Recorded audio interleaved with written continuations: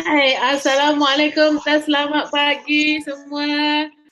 Hari ini bersiaran langsung lagi bersama saya, Puan Syahwati binti Umar, Ketua Eksekutif Kolej Antarabangsa Inovatif. Ya. Hari ini adalah sembang-sembang santai saja. Ya. Saya bersama dengan pengarah inovatif, Kolej Antarabangsa Inovatif, Mr. Ravindran Krishnasamy dan juga Encik Muhammad Anas Muhammad Bukhari, iaitu kita punya Vice President. Ya. Hari ini seperti yang kita maklumkan, kita punya topik pada hari ini adalah new normal ataupun norma baru ataupun new normal. Ini adalah satu topik yang menarik lah ya. Yang baru-baru ni ada juga saya tengok live show people punya talks about vaksin. Tapi sekarang kita nak tengok dulu new normal ni. Apa maksud new normal ni ya, kepada inovatif perspektif, kepada pelajar perspektif, kepada Malaysia as a whole ya. So jadi kita nak faham apa maksud dengan new normal ni ya. Tapi sebagaimana yang semua maklum ya, semua sudah berkenalan pun dengan kita punya guest pada hari ini sebab guest kita dah banyak dah bersama dengan saya sebelum ni ya, siri-siri sebelum ni insyaAllah. So jadi kita skip lah pengenalan tu ya.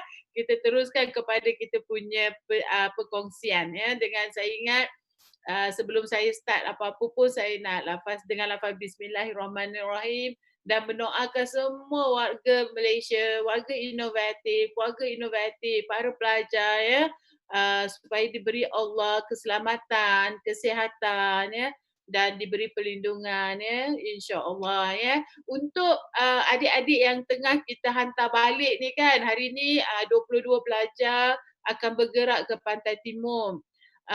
Semalam ya, kita just nak berkongsi lah dekat luar tu kan, betapa benda tu bukan susah tetapi dia sangat orang kata memerlukan dedikasi jugalah ya. Pagi bawa pelajar keluar dari asrama, bawa tempat berkumpul ya. So tempat berkumpul tu rupanya bukan satu. Dia ada 4 ya, daripada UKM kena pergi UPM, lepas UPM dan pergi UITM. Baru pelajar tu berlepas pada waktu malam dan mereka perlulah untuk buat saringan dan sebagainya. Dan 12 pelajar tu alhamdulillah selamat pun dah kita hantar ke Perak dan pelajar pun kita ada buat live juga bersama dengan pelajar semalam ya, macam mana dia orang punya perasaan. Dan adalah pelajar-pelajar saya tu yang dah sampai kat Berang tu tip lah cakap saya dah sampai kat Berang alhamdulillah dan bersyukur kerana selamat boleh balik ke kampung kan, jumpa dengan ibu bapa dan cakap berterima kasih kepada pegawai-pegawai di inovatif ya. Semalam tu yang turun padang adalah Cik Helmi, Amy yang drive van ya. Lepas tu kita tengok juga Asfa, Amir ya. Ini adalah mereka-mereka yang turun padang semalam ya, dari pagi saya ingat berbuka pun di orang kata di on the ground. So saya ni mewakili lah semua keluarga inovatif mengucapkan ribuan terima kasih lah. You all really amazing ya, excellent ya. Untuk mereka di luar sana, sebagaimana yang maklum semalam alhamdulillah perkongsian saya bersama Titan Summit 2020 dengan Dr. Azan Osman berjalan dengan baik alhamdulillah ya. Dan saya haraplah perkongsian tu mungkin dapat memanfaatkan ramai juga ya rakan-rakan kita kat luar sana, para usahawan ya, para pendidik, para pakar industri dan sebagainya ya. Dan juga untuk makluman semua, inovatif dan saya juga akan bersiaran langsung juga dengan channel dijemput ya, dalam satu channel yang platformnya adalah Community Chinese, tetapi kita akan buat 3 bahasa. Bahasa Malaysia, bahasa Inggeris dan bahasa Melayu ya, dan kita, dalam wawancara kecoh ya bersama Brian Lee. Itu besok, saya tak pasti pukul berapa, nanti saya sharekan ya. So insya-Allah. So maksudnya perkongsian kita ni semakin menarik ramai peminat dan followers. Alhamdulillah. Saya nak ucapkan terima kasih sangat kepada mereka-mereka yang mengikuti siaran live saya ni ya, yang menyokong saya ya, yang support innovative live ya. Dan everyday setiap hari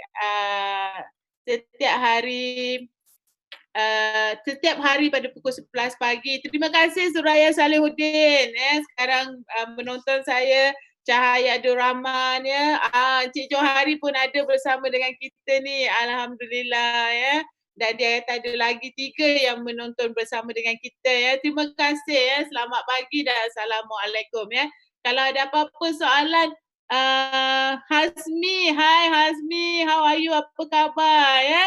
Kalau ada apa-apa soalan boleh tanya tau. Hari ni kita bawa panel yang dahsyat-dahsyat ni daripada Singapura ya. Vice President, pakar ekonomi, pakar finance, chartered accountant yang kerja dia membawa idea-idea baru. Itulah Cik Muhammad Anas kita ya. Dia punya brilliance idea tu. So, jadi kalau adalah siapa-siapa nak bertanyakan apa-apa soalan berkenaan dengan new normal ataupun berkenaan dengan apa sajalah pasal ekonomi, kalau nak tanya, mereka pun ada channel ni, mereka punya business inovatif. Channel dia pun menarik. Setiap hari Selasa dan Khamis pukul 2 petang. Macam mana nak bantu SME kat luar sana tu yang tak faham macam mana. Ini adalah mereka punya CSR, perjuangan membantu masyarakat. Assalamualaikum Cik Am. Apa khabar Cik Am? Sihat ke? Okey, mari kita bawa mereka, kita tak payah lagi, kita tangguh-tangguh lagi kan. Kita bawa mereka semua masuk, kita boleh start lah bersembang-sembang santai kita pada pagi Ahad ini ya. Saya tahu ramai lagi yang masih kata nak bangun daripada katil pun berat. Tak apa. Tengok je dari atas katil pun boleh tengok kita. InsyaAllah ya. Okey, mari kita bawa. Assalamualaikum Cik Anas. Selamat pagi Mr. Ravi. Apa khabar? Zack, boleh tolong buka dia punya mute, Zack? Dia punya sound tak boleh dengar, Zack.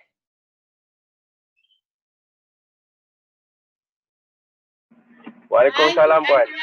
Waalaikumsalam. Apa khabar, sihat Cik Anas? Ya, sihat. Terima kasih. Sibuk ya Cik Anas, saya dengar dengan belajar dengan Azan Uthman lagi, ya, nak mengurus belajar lagi. Okey Cik Anas, kita teruskanlah kepada topik kita pada pagi ni. Kita pun tak nak lewat-lewat sangat kan. Nanti kita nanti banyak yang nak dikupaskan. Cik Anas, sejak PKP ni melanda Malaysia ya, secara general lah ya. Melanda Malaysia ni sejak COVID-19 ni melanda dunia kan. Kita digemparkanlah dengan satu terminologi yang sangat pelik tapi benarlah kot, iaitu new norm ya. Orang bercakap perkara new norm, norma baru kan. Sampai saya dengar makcik kedai pun cakap norma baru. Mak saya yang tak tahu apa norma baru pun cakap norma baru. Kan dia mempunyai punyalah terminologi tu so sinonim dengan PKP dan COVID-19 ni kan. So boleh ke Cik Anas kupas sikit apa maksud new norm tu? Apa yang Pertamanya saya nak mulakan dengan sedikit orang kata apa salah tanggapan terhadap PKP. Orang ingat dengan membuatkuasakan PKP ini hasrat kerajaan untuk mengurangkan ataupun menghilangkan terus krisis COVID-19. Sebenarnya bukannya, sebenarnya tujuan utama PKP ini diadakan untuk mengurangkan tekanan terhadap kapasiti hospital. Itu sahaja. Bukan untuk mengelakkan jangkitan ataupun tugasnya adalah mengurangkan, bukan untuk cure sebenarnya. Itu yang pertama. Yang kedua, kenapa kerajaan tidak menetapkan objektif untuk cure ataupun menghilangkan terus wabak ini daripada Malaysia? Sebab utamanya adalah almost impossible lah untuk kerajaan buat sebegitu sebab dengan kekurangan vaksin dan sebagainya. Memang kerajaan dan juga WHO daripada awal lagi sudah menjangkakan wabak ini akan terus berada dengan kita sehinggalah adanya vaksin. Okey, so dengan itu tujuan PKP ini dilaksanakan untuk mengurangkan jumlah katil ataupun mengelakkan daripada hospital kita over capacity. Okey, so sekarang ni objektif ini dah tercapai apabila kapasiti hospital kita di bawah paras 30%. Okey, itu satu. Dan yang kedua, apabila wabak ini akan kekal bersama kita sehingga adanya vaksin pada tahun depan, jadi adalah tidak munasabah untuk kita meneruskan PKP hingga tahun depan. Because setiap hari kita akan kehilangan 2.4 bilion hasil jika PKP ini diteruskan. Okay?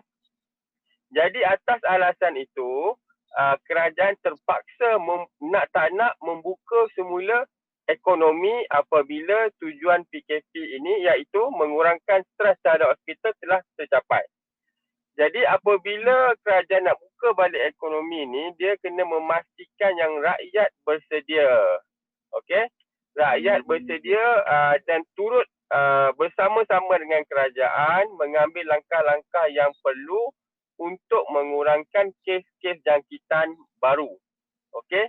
Jadi kerajaan telah mencadangkan beberapa langkah seperti penjarakan sosial. Itulah yang kita namakan sebagai new normal.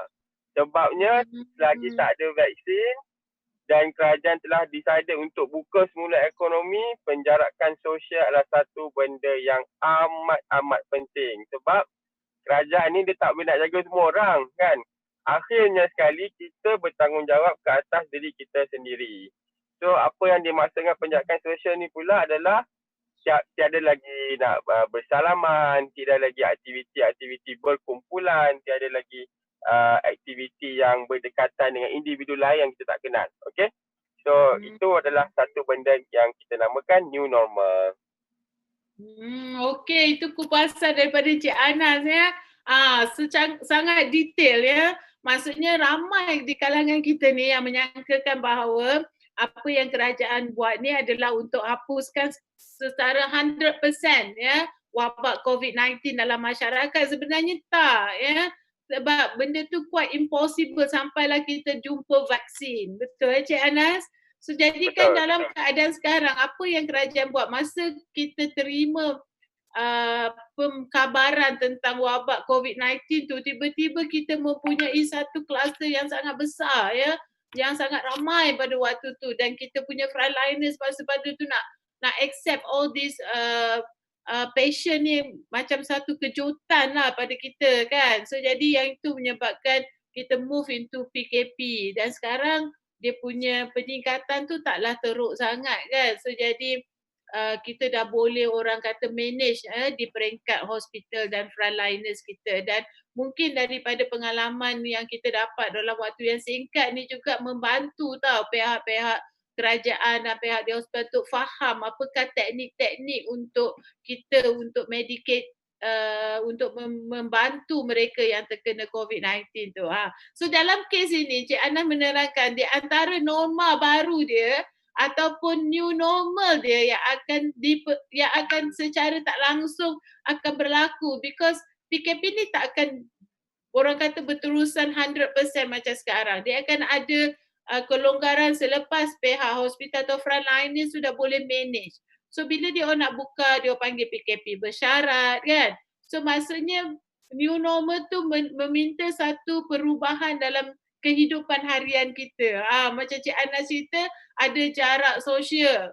Ya, orang kata 1 meter, 1.5 meter, bersalaman tu lain dah kan. Ada orang kata kita letak tangan di dada, ada orang kata salam siku je, ada orang kata salam kaki je. Kita tak tahu apa yang akan berlaku, tapi apa yang kita faham, dia tak ada lagi nak kissing-kissing, nak peluk-peluk kan, nak salam-salam tangan. So there will be a new normal dalam kehidupan kita harian untuk membantu. Bukan kita boleh 100% take out the COVID-19 from our society.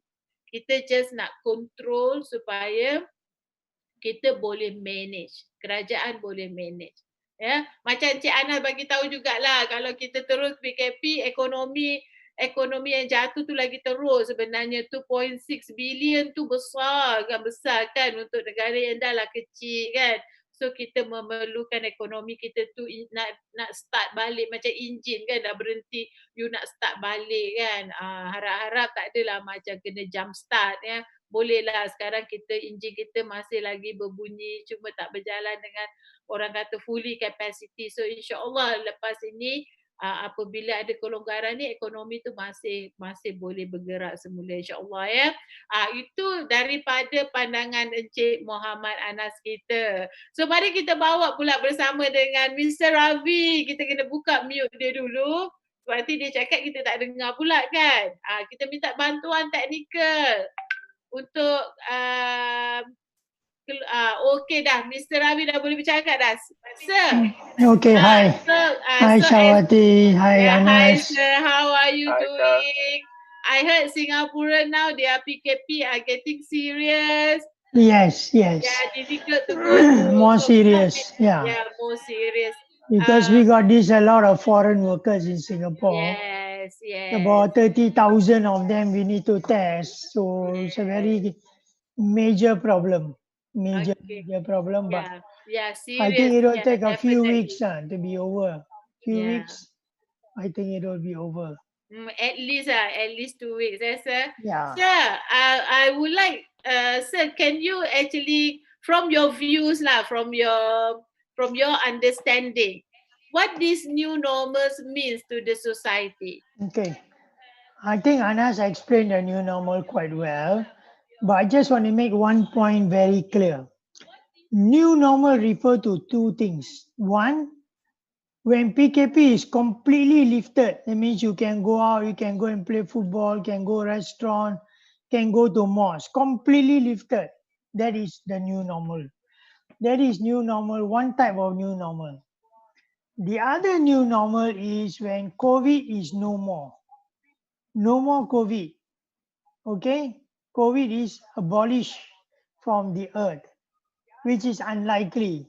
So now let's not confuse ourselves. We talk about post PKP, the new normal. Government has relaxed some of the rules from Monday.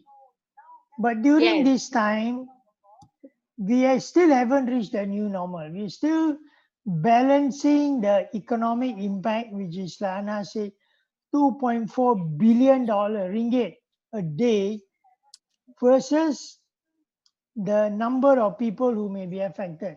So during this period, the PKP, when you slow down the PKP, you must make sure you have enough hospital facilities.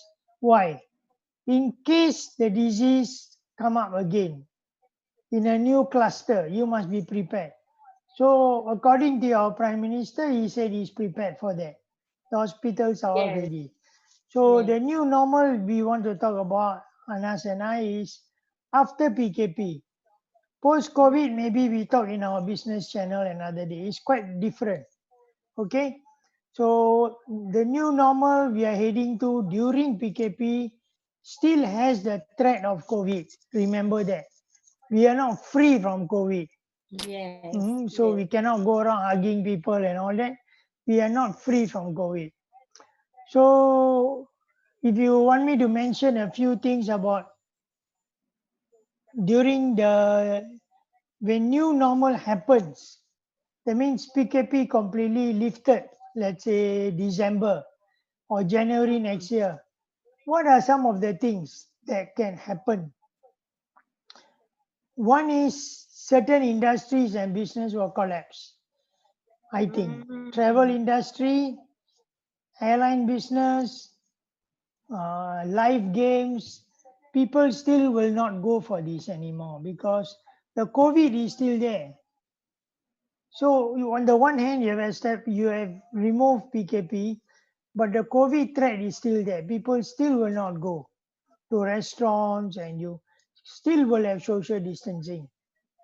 After PKP is dropped, you still need to have social distancing because COVID is still there. So this kind of industries will be affected. Live industries like going to a soccer match, going for entertainment, going for cinema, drama, all that will not happen. That's one thing. I just mentioned one more, then we can have a broader discussion. Companies need to change their business model. I think I mentioned this the last time we met. So the whole business model has to be changed, the way you operate. I gave the example of a tailor. The whole thing will change. There's no more tailor shop in Malaysia. You want tailor, you call him, he email you all the contoh, all the design, he give you a software program which allow you to measure yourself, your length of your hand, your leg, your calf, everything you can measure. Choose the design, send everything back to him. When he's ready, he will deliver to you. You make a e-payment. So that's how tailors will work. So Yes. maybe after PKP, you cannot find any tailor in Malaysia. Again, this is the effect of digitalization. Yeah. Everybody has got to get involved. A tailor cannot say, I don't want to use the computer. He will die. He will close his business. Yeah. So similarly, many businesses will be affected like that. And many jobs, like I said, in hotels, travel industry, entertainment, will disappear. No choice. So there'll be a lot of joblessness. No doubt the government will save the 2.4 billion, but still there'll be a lot of jobless people.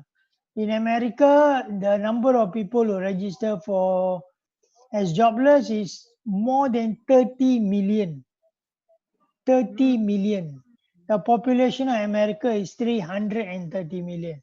So more than 10%, 1 in 10 American today do not have a job. So it's a very, very major problem caused by the new normal. Actually, the new normal in my vocabulary is a new abnormal. It's gone saying it already. Very difficult. It's not normal anymore. It's abnormal. Everything is gone. Your kueh shop also gone. Your market gone. Now Singapore people buying fish online. So the Mm. fishmonger will carry the fish and show the fish. Oh, this one tenggiri. He show the front, show the back. And then he will weigh. Then the housewife will order. Then deliver to the house. Vegetable also same. So maybe when the new normal come, no more wet market. Everything is on the electronics. Everything is on the e-commerce, on the market, on a platform. So these many changes. So we have to prepare for these changes. So Mm. maybe I throw the question back to you or Ananas. How do you think we can prepare? Bagaimana? Apart from being scared, what can I do Mm. today? I think we have to try to minimize the impact of COVID-19. From my view, sir, Hmm. so the minimize the impact. For example, of course, you cannot keep your distance from your parents. You Hmm. cannot saying because of COVID, I cannot go and have orang kata chit-chatting or having dinner with my families. Hmm. Okay, but Hmm. we must have the understanding of this COVID-19, so we can actually minimize the impact on our social distances, social activities. We look it into social activity first lah, not the economy perspective. Yeah. So jadi for me, the most importantly, we need to understand who actually the high risk community.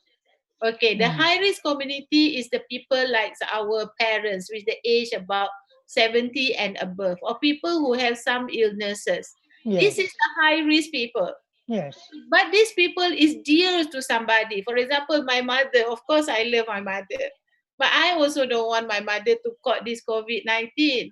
But at the same time, I cannot prevent it because, because when this PKP been opened up, later we go back to there's no more PKP because everything is manageable. So the COVID will actually come to these people also. Yeah. So how we want to prevent it or make sure this is not happen this period of time. It's happened during the vaccine is found, it's okay. But if it's happened during this time, you feel like this already bad thing. So I think the most importantly, the young people, the young generation, because we know that the young generation is a healthy young generation, people which is the age from orang kata 7 years old up to maybe 40, 45, 50 years old, they are considered young and healthy. If they can actually take a little bit precautious, that mean because they will definitely caught it also because of their social activities. But these people can survive. inshallah, they are high potential to survive. So I believe you have to come back to the individual responsibility. Then you know that you have somebody that you love so much, maybe baby below 2 years old, and the grandfather, which is about 80 years old. So you have to take extra precaution for yourself, for the safety of your family. So this will bring a new normal into the ways you're handling your family. Yeah. So I believe this will be how we want to reduce the impact or the risk to our family first. We cannot think about Malaysia as a whole because you cannot expect government to do it for you. You have to do it. It have to start from you. So your hygiene have to be continued. You cannot say, oh, now no more PKP, so it's okay, no need to wash hand, no need to pakai mask. Cannot. Yeah, you cannot afford that. You have to continue using mask when you out. You have to continue make sure your hand is sanitized. You have to make sure the surrounding you is sanitized as much as you can. Yeah, because because it's not about you. Sometimes you are be in the category which is low risk people. You might Mm. caught it, but you will survive it. But you want to take care of the people that you love back home. Yeah, you don't want one day your mother telling you why I cannot see you, why I cannot hug you, why this Hari Raya I cannot see you. You know, when my mother asked me this question, asking me, what is when the Raya will be like this also? She cannot understand this. But what we are doing actually to protect them, first we must make them understand. Because for actually for old people, especially now Ramadan, and so in Malaysia, in the whole world, Ramadan and Hari Raya is a little bit traumatized lah, these old people, because when they got to know that their kids cannot be with them. So like your case also, I heard your one of your aunties, somebody actually celebrating birthday, but you have to do it by Zoom. So Yes, yes. somebody is very sensitive. Cutting the birthday cake by Zoom, Yeah, 20 of us relative on yeah, the Zoom. So I brought my mother into the Zoom lah. yeah. Then my mother keep repeating, why they never invite me for the birthday party? I say there is no party. There's only one cake and one person. No party. No, no, no. They all are cutting the cake. They're going to eat the cake. I don't have the cake. I say, so Ah, for old people, it's a big paradigm shift in the way they think. For yes, every year they've been seeing you for Hari Raya. This year yeah. Hari Raya, they cannot see you. You take the kueh, you put at the doorstep, you walk away. So they cannot take it. So you have to slowly like psycho them and explain to them what is the problem. And you yourself must be careful so you don't infect them. So this Yes. is on the social side. Anas, and talk about the economic side, Anas. Ah, before we go to Cik Anas kan, Hmm. Mhm. Pak Nik, say good morning, Mr. Ravi. Good morning, You Pak are Nik. tele- Ada baik. you Lama tak are jumpa ya. telecasting from outer space.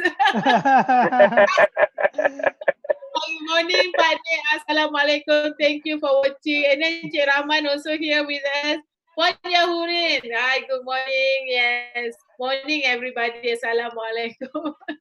Okay, now we go to Cik Anas. Anas, what actually new normal in terms of activity? Mr. Ravi already touched economy, something like, you know, like hotels have to be digitalized. If not, you have to close shop. Yeah. But for Cik Anas, how actually this new normal thing to the students' perspective? Okay, it's very simple. Anything that require proximity ataupun berdekatan dengan orang lain yang less than 1 meter, we cannot do. Correct. Similarly, that's why even after this PKP dia dah been relaxed, PKP bersyarat, PKPB, colleges, universiti masih lagi tak boleh dibuka.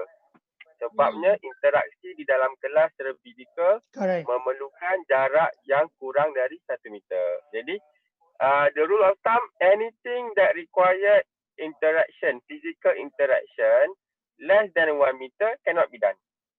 That's right. Okay, unless you have a way of separating everybody. You have a very big lift. Dalam lift pun boleh duduk dalam jarak 1 meter dan sebagainya. I think that's possible. Tapi kalau kita tengok SOP baru daripada kementerian, semuanya nak masuk dalam premis kena tulis nama. Termasuklah pekerja. Next, ada nombor telefon dan kena ambil suhu. So lepas ni nak pergi makan kedai mamak, walaupun boleh, tapi kedai kena ambil darai nama siapa yang datang makan, nombor telefon dan suhu badan. Okay, hanya orang yang sihat saja boleh masuk ke dalam. Itu satu. Dan di dalam kedai makan tu pula tak boleh duduk dekat-dekat. Nak beratur bayar pun kena 1 meter dan sebagainya. So Anas, I just want to say something on the kedai makan. Just interrupt you a while. See, normally the restaurant can say 50 people lah. 50 orang or 50 orang. Now with social distancing, how many people can sit? 10 orang? 15 orang? Depending on the capacity, the size of the restaurant. Yeah. So if we put 1 meter to each other, maybe less than 50% or less than maybe it's about 30% of the existing. So what will happen to the profit of this restaurant? Definitely will be impacted. Yeah. But luckily, because this COVID-19 happened after we invented Grab, we invented Food Panda, you know. So there's still a lot of revenue opportunity for F&B outlets. Actually, to your surprise, McDonald's also cannot cater. You know, that day on Saturday, I want to buy McDonald's. It's still open, but they close it at 4 o'clock sharp. They cannot take order anymore. McDonald's, KFC, because of the logistic that's superb lah in Malaysia. So I think they have no problem actually to deliver the foods. In fact, people yang thinking about they're losing their job. Some people they might reduce the salary due to reduce hours of working.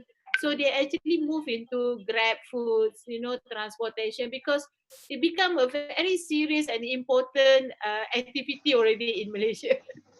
Okay, to use Anna's example, if the restaurant capacity is only 30%, okay, so the balance 70% they have to order Grab, bukan? Yeah. So the infrastructure supporting a restaurant, you just have Grab and Deliveroo is not enough. So you have to have more delivery like Lala Move and all that, more delivery companies. So this is changing the structure of the industry. This is what I'm trying to say.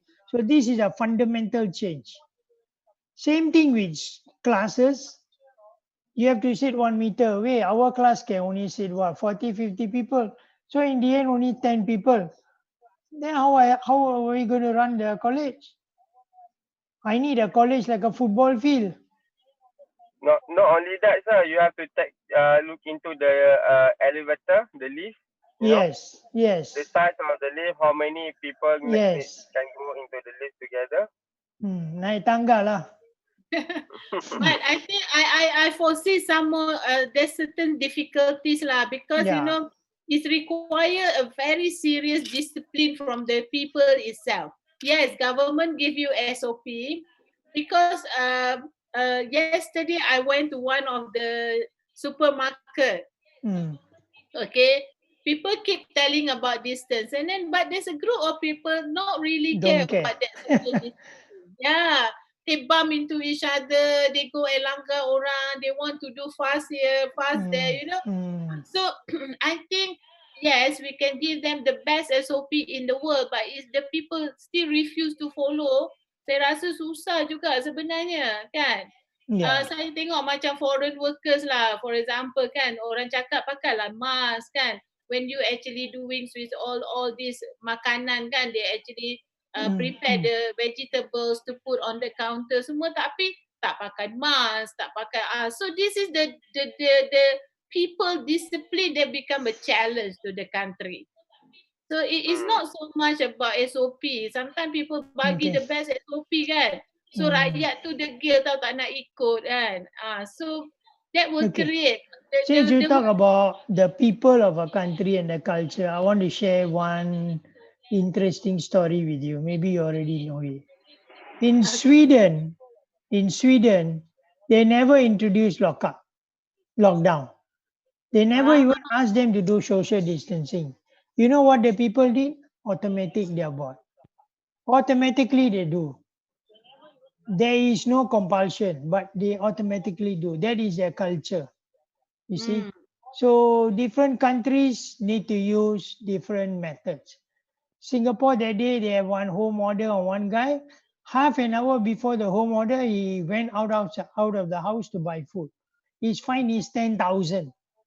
For 30 minutes, they fine him 10,000. He went to buy some food.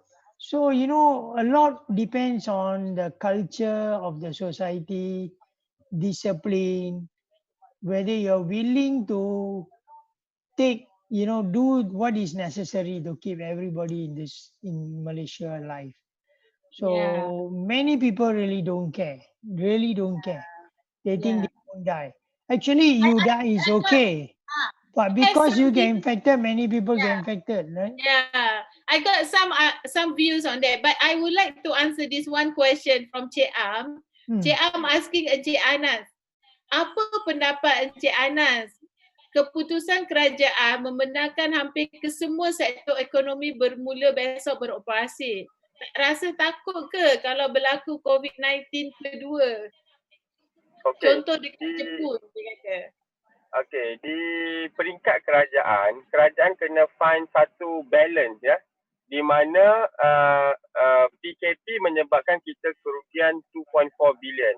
Okey, dalam masa yang sama kalau kita buka semula dan nyawa itu juga sangat-sangat tidak ternilai.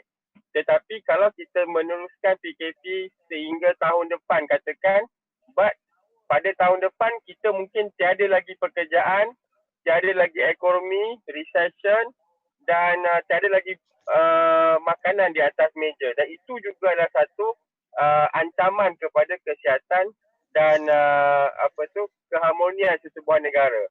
Jadi di sini kerajaan perlu mencari satu titik keseimbangan di mana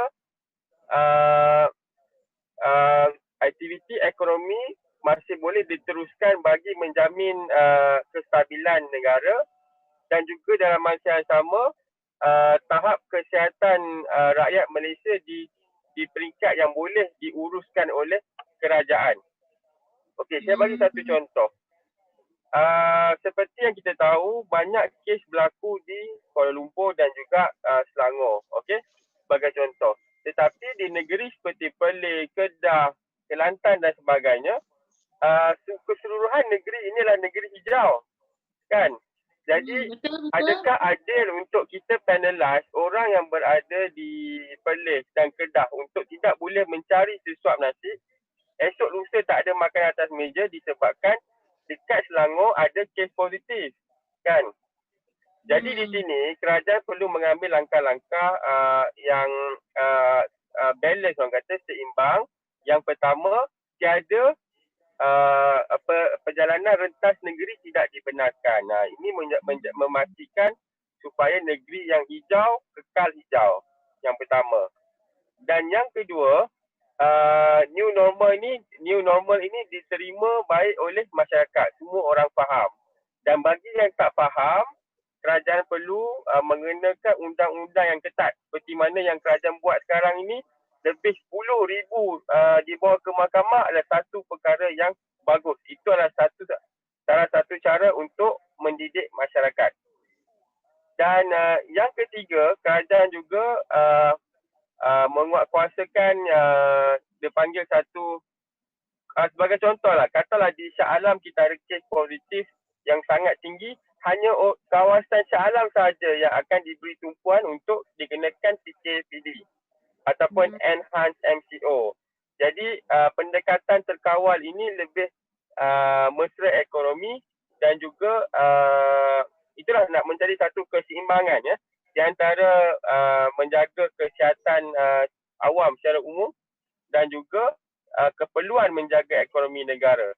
So pada pendapat saya, pembukaan ekonomi pada hari Isnin depan, esok ini adalah satu langkah yang tepat dengan syarat langkah-langkah mitigasi yang diumumkan oleh kerajaan dijalankan secara tepat.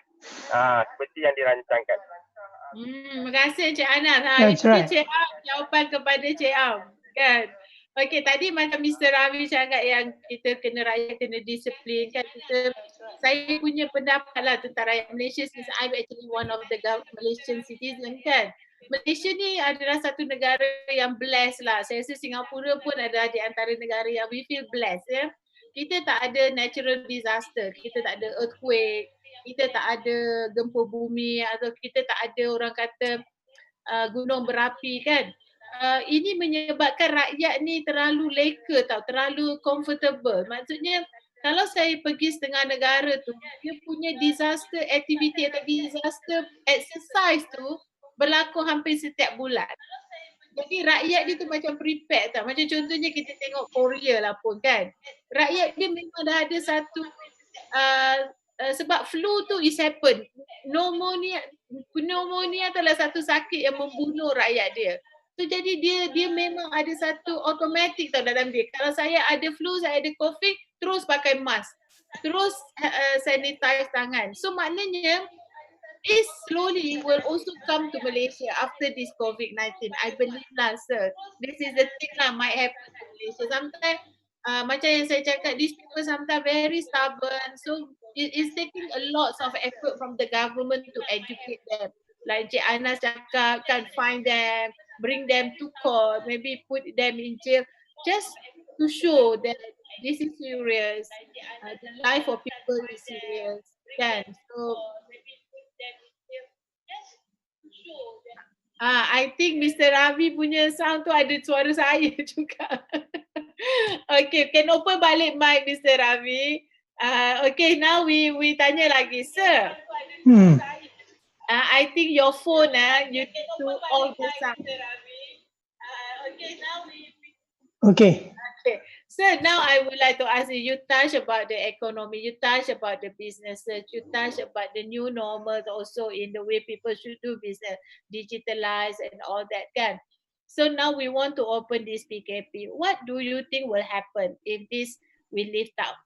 That means totally tak. This COVID will come back and then it come back into disaster. Orang kata maybe 7 phase, 8 phase, we don't know because so far we are referring to the 6 phase. But maybe it's also got to other phase that we don't know. Maybe it will come back to the round 1. What is the possibility from your views? The science on this is really not settled yet. Korea actually got very low infection rate now, almost zero. I think yesterday was 0, but they're getting reinfection problem also. So I think your Prime Minister mentioned this. From Monday, tomorrow onwards, you are relaxing the PKP. People should still be careful, he's saying. If you all go crazy, start going to mama shop and going all there, everywhere, supermarket, the COVID may get reignited again. Another cluster will form because it's very, very infectious. So in order to make use of the PKP, the relaxed PKP, the discipline must be continue like now what you're doing now. There must be in a lockdown position. Don't have to go to supermarket with your whole family. Just one person go supermarket, come back. So the people must understand the impact of COVID. In fact, the government is already prepared for a second COVID, according to what the Prime Minister said. Correct, Anas? Yeah, actually I want to add something. It's almost certain that we will have that the infection positive case will increase. And we will see more enhanced MCO. Okay?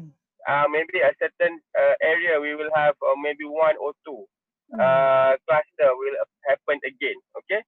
But I think this time the government is more equipped with the right knowledge and the right SOP to act faster than before.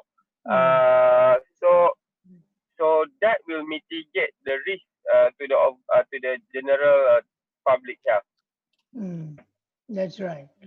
So I hope people on So before tomorrow. that, I would like to welcome. Terima kasih Puan Siapa Yahurin. tu? Yahurin. Okay. Yeah, we are Yahurin. And then sir, we got the news. Last our previous time, Munira also watching us. Yeah, Huh. Arif. And then Welcome, welcome.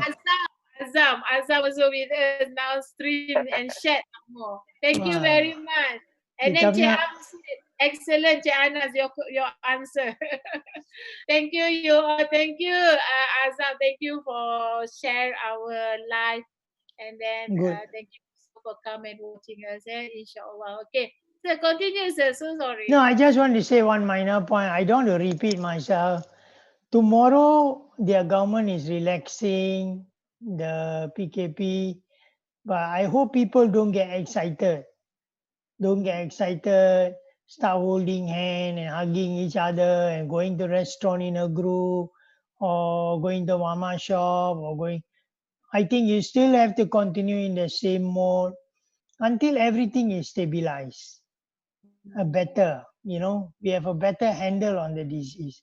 But meanwhile, like we said a few times, think about what you can do after PKP is lifted. What business you can enter, what business you must give up. Certain business you cannot do.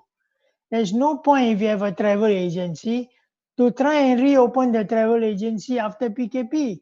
Who want to buy a ticket? You cannot fly to London, you cannot fly to any country in the world. It's all banned.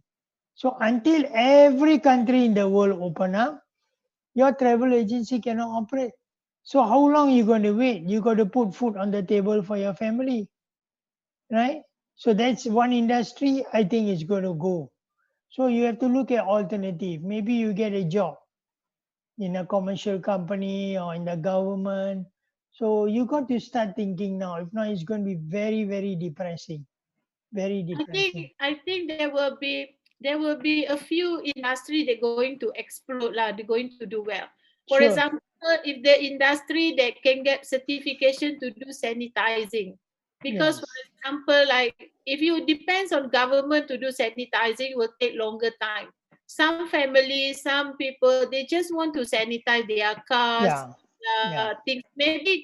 Maybe now, like you want to go for washing cars, it's no more only washing car, also sanitizing the True. car. True. Maybe this will be the next True. business that people should think of.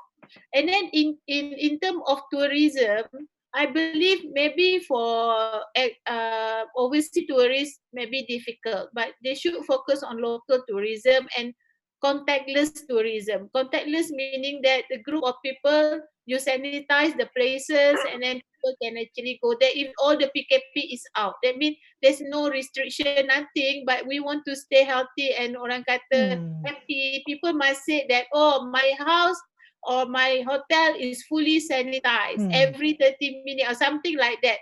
So it will bring some kinds of confidence to public. Yeah. Because believe me, even whatever people said, Malaysian being Malaysian, they would like to travel and go and having some holidays, but they want it to be safe. So I think sanitizing, logistic, transportation. In fact, maybe later on you will see that signboard no more talking about the bus is clean, everything is clean, but they will say like, oh, this place is sanitized every 30 minutes. It's safe for you to use.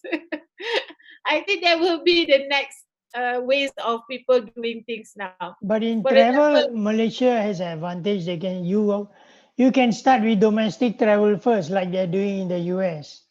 You can let people go from Kuala Lumpur to Penang or whatever, all those stuff. Start domestic travel, get the discipline, get the airlines organized. Then later you can go out. yeah. People like Air Asia and Malaysian Airlines, I think at this rate they're going to go bankrupt. They cannot Yeah. This big giant organization, we also don't know how they're Yes. going to survive this. Yes. Yeah. Yes. So, but I think another thing that will help them because Malaysian and Singapore, but Singapore much more advanced than us lah, in terms of internet facility. I think this is about time the government try to expand their internet infrastructure even outside of city. That means try to reach out the entire Malaysia itself. If the people have no contract to do it, release the contract, because when you orang kata expand the economy by releasing this Yes. kind of contract, it will help us. Maybe who knows, we want to become 4G people, 4G community kan. Wah, it's like kura-kura asa, you know, like turtle, not turtle lah, kura-kura apa, tortoise really Tortoise, like tortoise. tortoise. Oh, tortoise, tortoise. What They just Malaysia can do, so Anas, slow. But this Malaysia can do a leapfrog, we call it. Straight go to 5G lah, Anas. What do you think? Forget about Yeah, the 4G fiber actually, optic. Straight jump yeah, into 5G. Boleh ke? yeah, we have the agreement with Huawei done right Yes, during the yes, CH government that time. yes. So I think somewhere last year.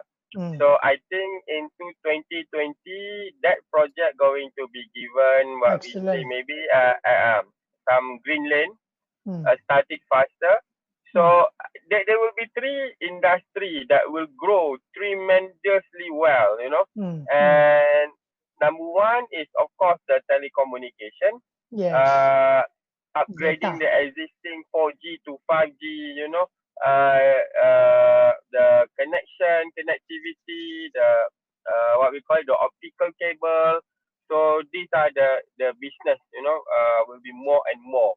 So if you are in what we call in industry that badly affected by this COVID, so you have to move from that industry to this new industry. That is one. Another industry is the sanitizer healthcare industry. Yes. So if you look at Azizan Osman Summit yesterday, so those who sell this, you know, vitamin C, anything that can improve your immune Supplement. system, they're still like, you know, quadruple, triple. So again, this is another area because people afraid. They want to make sure what they eat is good. They want to make sure that they eat this supplement properly and so on. Maybe if you are involved in fresh food, you know, rather than fast food, maybe if you can in, anything that related to healthcare lah, basically, improving the healthcare of a That's person, right.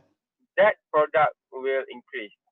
Another one will be the IT side, you know, the digitalization of the existing business, Mm. e-commerce. You know, we know that Grab doesn't belong to Malaysia 100%. So what's stopping Malaysian from creating another Grab? Grab number two. So if I'm a fresh grad, you know, I cannot get a proper job during this difficult time. So maybe the best thing for me is to think what will be the best application next year when the economy in this travel Yes. started to reopen, you know. So by the time my app is already there, so maybe I should get together with the other friends who didn't get any job, group together, start a company, develop an app, try to digitalize the existing business. So you'll be the next billionaire, you know, That's right. simple as yes. that. That's right. Well, So actually, we spoke about many industry, but we have Shawati here who's an expert in education.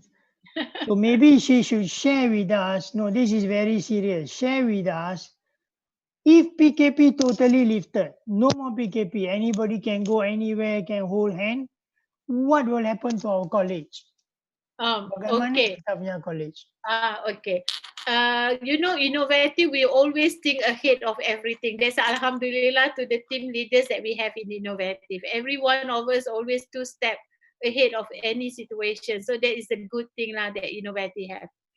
Okay, in terms of this situation on the PKP, so we actually closed the college operation, physical operation, yeah. But we 100% change the operation on digital, 100%. So innovative actually still in operation on digital, including their classes, orientation, recruitment, registering new students, everything we do 100% online. So for the next 6 months, this will continue in innovative. Let's say if the PKP is lift up, maybe by September, that is our estimation. That's why our planning in innovative is until September. So when this September we come back to college. So the social distances, we are expecting people respect the social distances. But I think by September, there's not so much on social distances anymore, because yesterday I got the news that even the Tadika, the school, the for the small kids one also they allowed to open, but they sanitize the whole place. So what will happen to innovative, that we have to have another jawatan kuasa tindakan that sanitize the college almost on daily basis. So that means that will be another thing that we need to do extra precautions. So everybody that come to college, first we must educate the student. They must be healthy when they come to college. Second, the college also must have preparation, like checking the temperature, make sure they are hygiene, make sure everything is clean. But because handling the kids, you cannot guarantee them to respect the social distance. Okay, and then there's a one. Second, the mode of delivery cannot be 100% on classroom base. It have to maintain at least 50% to 60% on online base, digital base. You can only maybe bring 30% back on classroom base. That will be the best move. So the government should approve this, because you can't bring everybody at one go. You still want them to be maintained at a certain distances for certain period of time. So meaning that when they schedule the program, for example, in that particular class, 20% for their classroom, you can keep the distance within the premise itself. You know, like for example, you have the capacity of 3,000, but at one particular time, you only bring 300 students. The rest, they can study from home. You see, when you can schedule something like this, your social distancing will be automatically implemented. Yeah. So I believe now innovative is still operation, digital 100%. There's no way even government say, okay, all the college can open in case in case somebody said okay can because of the pressure from other IPTS ke, IPTA ke.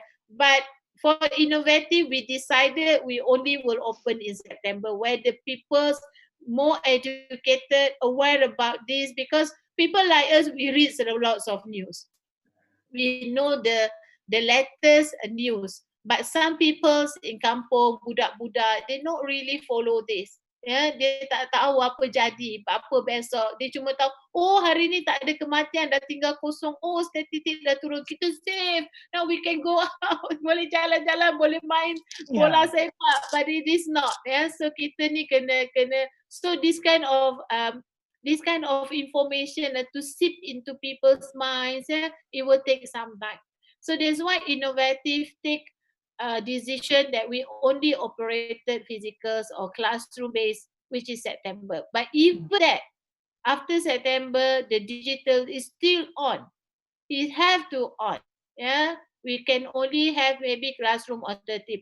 I believe maybe inshallah by the year 2021, I believe I think we will find the vaccine. Hopefully by that time we can go back to all the socials like that we used to have. But I believe by that time we get used to the new social life that been created due to PKP. Some of it make us feel comfortable. Believe me, like working from home, I thought it's going to drive people crazy, but it's not. It's turned out to make many of us very happy. Yeah. For example, like if you look into me myself, I be more effective. My people can reach me any point of time. We can always Zoom. Yeah, this will be new culture. In fact, I'm introducing new Zoom culture to my family also. Talking to the small baby using Zoom. Talking about cats also using Zoom. Now I want to show my mother how to use Zoom. Yeah. So this will be a new ways lah. We some of the thing we will carry with us for the rest of our life, because it's a new thing, but it's a good thing. And then certain thing is turned out to be good. Working from home is fantastic for families of innovative. Yeah, of course, some of us still on the ground, like people who sending kids back home. But most of it we are doing really on digital. Okay. Before I continue, I would like to say good morning also to Sarikina. And then Pak Ne asking this. Can the private colleges, or this always Pak Ne question lah to us. Can the private colleges survive the post-COVID-19 scenario? Before your competitors are location-based Malaysia and students are those not getting a place in the government college. Wah, panjang ni. Okay, after competitors are no longer location-based but includes Harvard, Cambridge, etc. because they are going digital already. Government colleges offering online courses no longer have a limit to their intake. So this quite a serious question. Why not we ask Mr. Rami first lah, then we go to Encik Anas how to answer this. Maybe the first one, the post-COVID, before your competitor are location-based, now they are and students are those not getting placed in the government college. Then after that, competitors are no longer location based. How this is your view? Whether your competitor, we are now online. Whether your competitors in Malaysia, in Petaling Jaya, or in other parts of Malaysia, or they are international, Harvard, Oxford, we have to compete in the online space now. The game has changed. So if you got a diploma in business administration in IIC, in Kelana Square, in Petaling Jaya, people must choose their program. You have to compete with IPTA, you have to compete with Harvard, you have to compete everybody.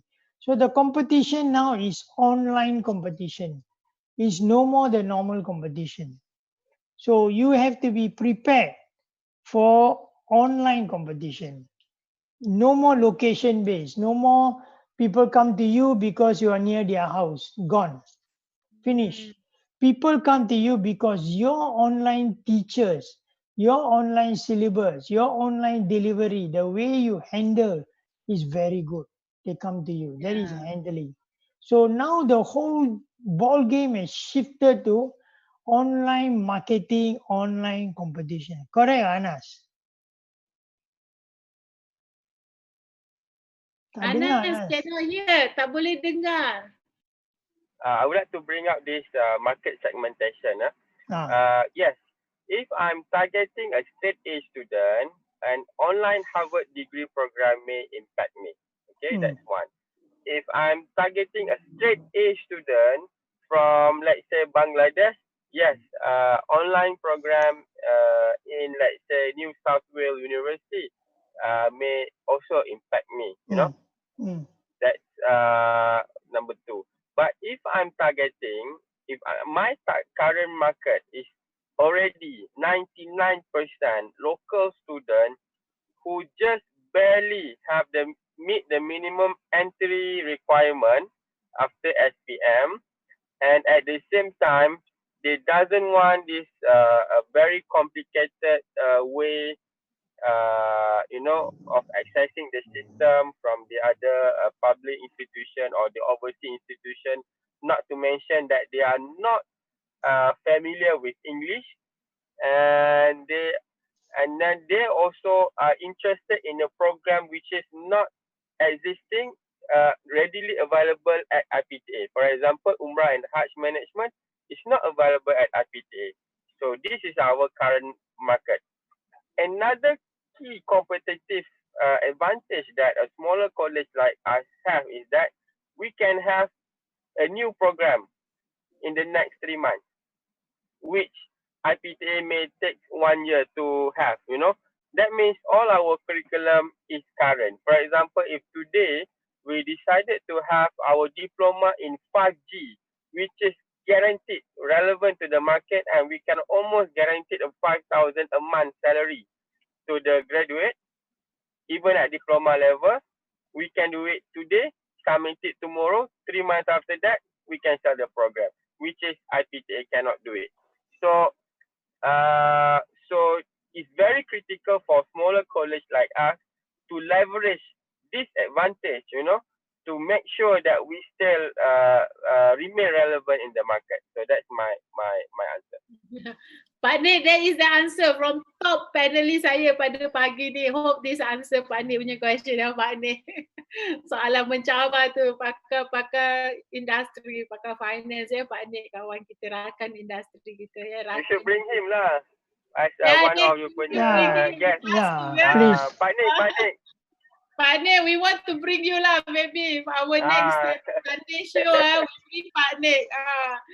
Okay, so actually I believe that's innovative, maybe not so much impact by this online from Harvard or even government, because our market segments, we still maintain the same market segment. Cuma our challenge tu will be to reach out to this market. That will be the first challenge. This is where the government should come in and help us. Pak Nik said, well said, Mr. Ravi and Anas Bukhari. Thank you, Pak Nik. Thank you. Not easier to get endorsement dari Pak Nik. Very experienced. Pak Nik, thank you. So actually what actually I think the big challenge for us lah, beside the internet infrastructure, is the engagement in the online program itself. You know, why Innovative successful in doing online? Why our digital classroom is very successful, about 100% attended, almost all the classes? Because the engagement, you imagine if you go to Harvard, I also registered myself in Coursera program. There's no human touch. There's nothing there. They give you SOP, they written the SOP for you, there this video, that video, go there, go answer this question. There's no human touch. There's no humans there. You know, you see the video of one Mat Saleh explaining to you, and now they doesn't even communicate with you. But our approach is different. We are live with the students. So our Zoom class is really one-to-one interaction. Yeah. So meaning that I believe our digital online will be different from anybody else, because we have still maintained the engagement. Because you believe 3 credit student, 4 credit student, 70 years old kid, you expect them to go and register at Coursera, they will die. They will not do it. Yeah. In that aspect, I would like to add something. Yeah, okay, go ahead, Cik Ana. This theory, we have pedagogy, we have andragogy, and now we have heutagogy. So this thing is this knowledge. If you look at the demand in pedagogy, that means the knowledge is being pushed from the teacher to the student. In andragogy or heutagogy, it is the student who pull the knowledge 100% effort from the lecturer. So our student is somewhere in between, whereby they have a little bit of motivation of pulling the knowledge, but still required some push from the lecturer. So these are common, what we call it, common in our culture, in Malaysian culture. Yes. In fact, I myself also, even at PhD level, required a little bit of push from the supervisor to complete the paper. Yeah, I think the personal engagement is still required. Yeah, when you talk about this Harvard, Coursera, there's no personal engagement. You know, it's up to you lah. Tomorrow you wake up. But another thing good about innovative digitalization in PMP, teaching and learning, because the student actually on their side, they can record it. So you imagine, sometimes I in my class, maybe the lecturer have to explain to some student one time they understand. But I believe some student 10 times also they still not really sure. Kan? So by recording, they are engaged with it. They understand what is the explanation is about, but they just need to look at it again and again to make it clearer to them. Lebih jelas pada dia. Dia boleh faham lagi baik. Sebab saya tengok salah satu faktor yang menyebabkan anak saya boleh score 100% most of the quizzes, sebab dia boleh tengok balik video-video tu. Dia boleh baca balik, dia boleh refresh balik, dan bukan sekali, dia boleh buat banyak-banyak kali. So maknanya our student, bukannya dia orang tu tak pandai. sometimes orang perlu belajar sekali, sometimes orang tu perlu belajar 2-3 kali. So this is the uniqueness in innovative. This is the strength in innovative. This is how we deliver our program. That's why it's even better from the classroom base. Because for some student, they find it sangat bagus untuk dia. Pada sebelum ni, macam lecturer punya feedback, sebelum ni dia punya result mungkinlah 10/20 quizzes dia. Kadang-kadang 12/20. But the same student, when you doing digital, can get up to 18/20, 18 above 20.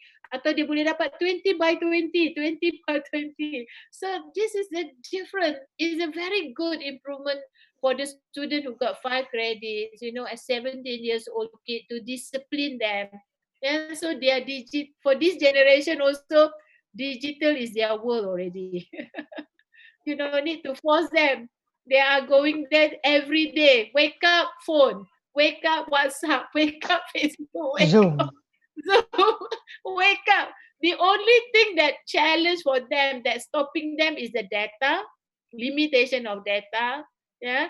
And then the second thing is, anything they can got free Wi-Fi, they definitely will go there.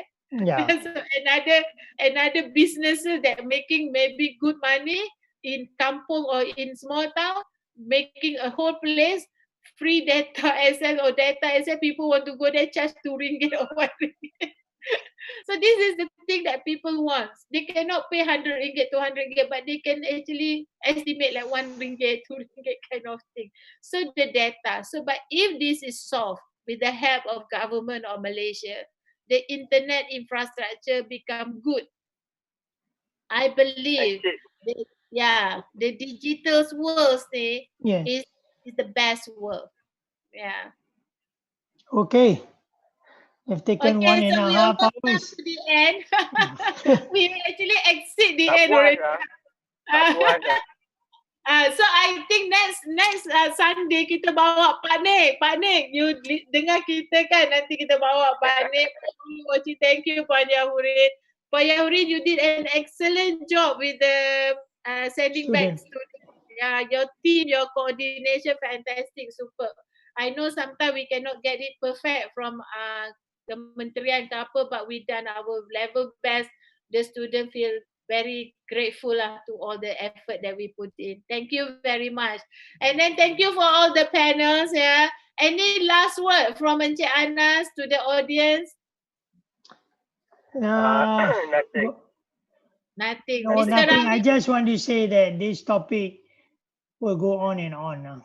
We can talk for days because it is affecting all of us from head to toe.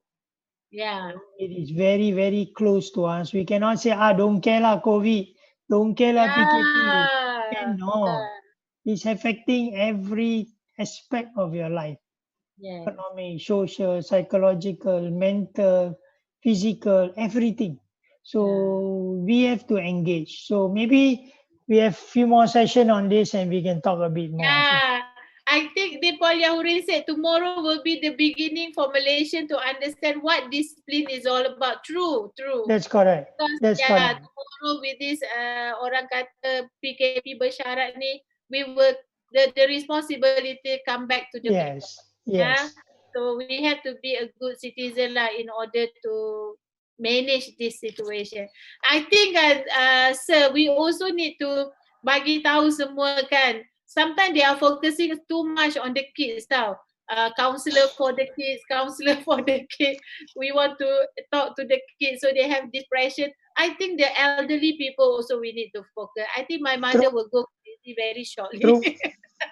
So I think they also need some attention because they are the people affected. Yeah, one new area now everybody is starting to look at just very quickly is mental health.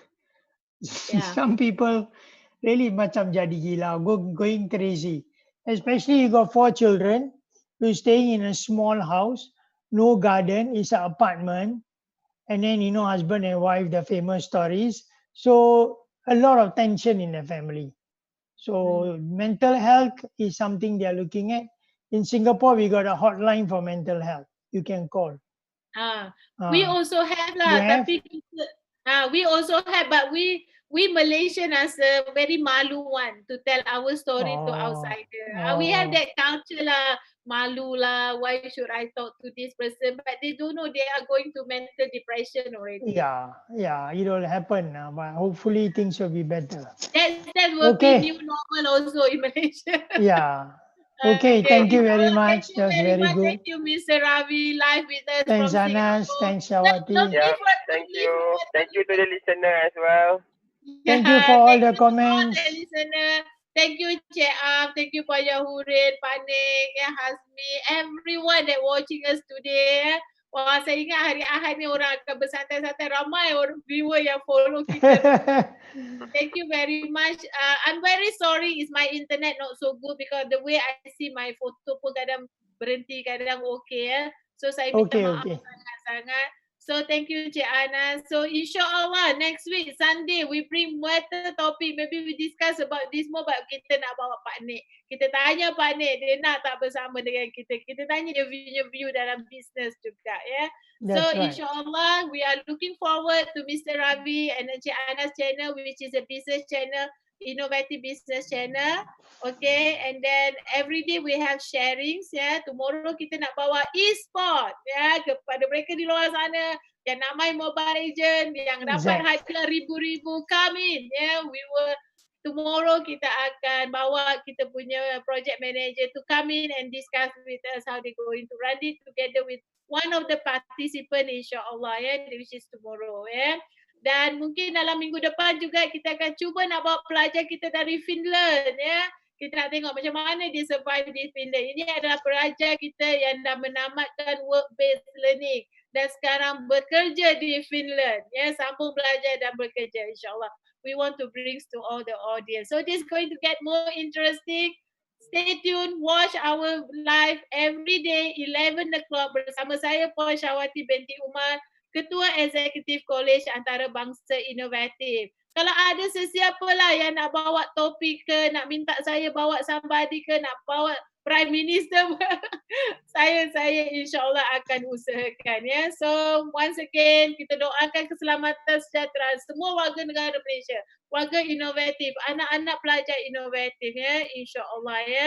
Dan selamat Ramadan, selamat berbuka puasa. Dengan itu, saya juga nak minta maaf, minta ampun, ya, kalau ada teknikal ke, ada percakapan, pertuturan kita, perkongsian kita yang terguris hati, menyakitkan hati, saya mohon maaf, ya, mohon ampun kepada semua viewer, semua audiens dan semua pihak panelis kita juga, insyaAllah. So dengan itu, saya sudahi dulu dengan wabillahi taufiq wal hidayah. Wassalamualaikum warahmatullahi wabarakatuh. Terima kasih.